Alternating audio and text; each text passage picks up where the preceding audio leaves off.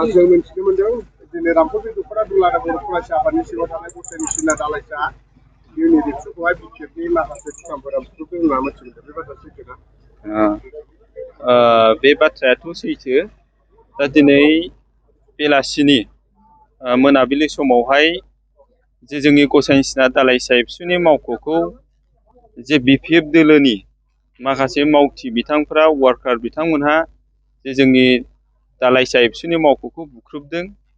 दा बियो खोब दुखु गोनां बाथ्रा जे जोंनि दालाइसा एबसुनि मावख'खौ जे बिपिएफ दोलोनि राजनिथि दोलोनि जे माखासे गुन्दामि सेंग्राफ्रा फैनानै जे हरखाबै बे जोंनि अफिसखौ गाग्लोबफैनाया बे जोंनि थाखाय खोब दुखु गोनां बाथ्रा आरो जों बेखौ निन्दा खालामो। दिनै भारतआ मोनसे गणतन्त्र देश। बे गणतन्त्र देशआव जायखिजाया सुबुङानो बयहाबो बे भट गेलेनायाव बयहाबो सोरखौबा मदद होनाय सोरखौबा सापर्ट खालामनायनि बयहाबो मोन्थाय दङ। बे हिसाबै दिनै दुलाराय बर' फरायसा आफादा जोङो इउपिपिएल दोलो राजनिथि हान्जाखौ जोङो दिनै मदद होनानै जोङो हाबा मावदों। दा दिनै दुलाराय बर' फरायसा आफादा जे राजनिथि बिथिङाव जे जोङो सोरखौबा मदद होनाया दिनैनो गिबि खेब नङा।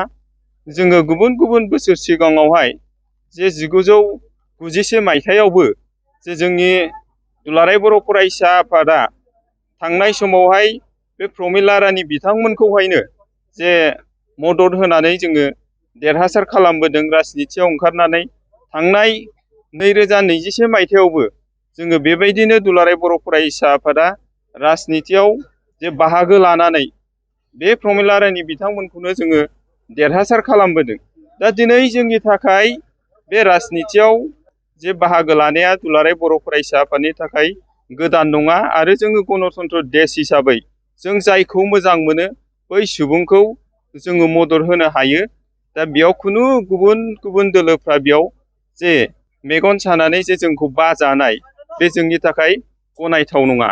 दा दिनै मोनसे खोब दुखुनांथाव बाथ्रा जे बिथांमोनहा दिनै एबसुखौ निन्दा खालामबाय थानानै जे गामि गामि नो एन्ट्रि एबसु बेबायदि पस्टार लिरै लिरै जे सिथाब जे बिथांमोनहा खालामनाय बे जोंनि थाखाय गनायथाव नङा आरो जों बेखौ मालाबाबो लाइ होआ।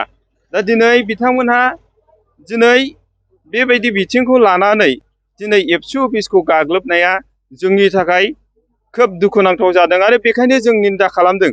जाय बिथांमोनहा दिनै जोंनि गसाइनि सिना दालाइसा एबसुनि मावख'खौ बुख्रुबदों, दिनै गारि बुख्रुबदों, बैबायदि गुन्दामि मानसिफोरखौ दिनैनि गेजेरावनो जोङो बे जिनिसखौहाय हमनांगौ, नागिरनांगौ। प्रसासना बिनि सायाव गोख्रैनो दायथ' लानांगौ बेखौ जोङो खावलायदों।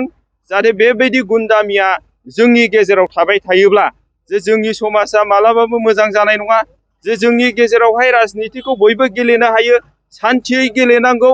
दा दिनै बेबायदि समावहाय गुन्दामि बाहायनानै बिपिएफआ दिनै सोरनिबा गारि बुख्रुबनाय, सोरनिबा अफिस बुख्रुबनाय बेबायदि खामानिनिफ्राय बिथांमोनहा गोजानाव थानांगौ। जुदि बिथांमोनहा बेबायदि खामानिनिफ्राय गोजानाव थायाब्ला जोंबो बिथांमोननि सायाव माबा मोनसे सिन्था खालामनो बायद' जानो हागौ भबिसतआव। बेनिखायनो दिनै जोङो खावलायदों जे बिथांमोनहा बेबायदि गुन्दामि खालामनायनिफ्राय गोजानाव थानांगौ आरो जाय बिथांमोनहा दिनै गुन्दामि खालामनानै अफिस बुख्रुबबाय, जोंनि वार्कार्सफोरखौ गोबां लावथिजों माबाजों बुनानै दिनै आघात खालामबाय। जोंनि साब्रै साबा वार्कार्सफ्रा बेयाव गोबां दुखु मोनदों, खस्थ' मोनदों।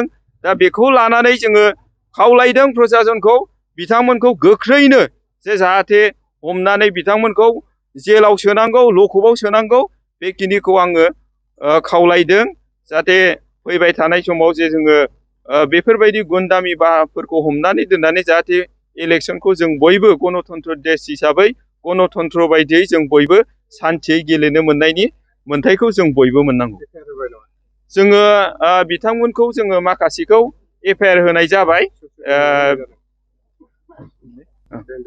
धोरोम मुसाहारि जे बिथाङानो बे जायगानि सासे मानसि, बिथाङानो बेखौ लिड खालामनानै जोंनि अफिसखौ बुख्रुबहोदों आरो बेजों लोगोसे स्वयं केन्डिडेट प्रकाश बसुमतारी बिथाङानो बेयाव गावनो बाहागो लानानै बे खामानिखौ दिनै जोङो जोंनि अफिसखौ बुख्रुबहोदों।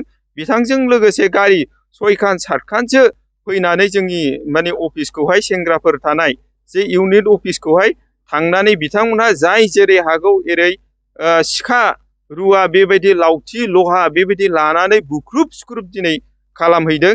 बे बिथांमोनहा दिनै जोंनि अफिसखौ अयनाय खालामनायनि बिथांमोनहा बेबायदि राइट्स गैया। दिनै जोङो जाय मानसिखौ जाय हान्जाखौ मोजां मोनो बे गणतन्त्र देशआव जों जोंनि गोसोबायदि जायखौ माने गावनि गोसोबायदि जोङो सापर्ट होनो मोनथाय जों इन्डियाआव दङ। बेखायनो जों जोंनि गोसोबायदि जों मोजां मोननाय बिजाथिखौ जोङो सापर्ट होगोन। दा नंखायनो आङो बे मिडियानि गेजेरजों दिनै खावलायदों जाहाथे दायनिगिरि बे बिथांमोनखौ जोङो गोख्रैनो हमो।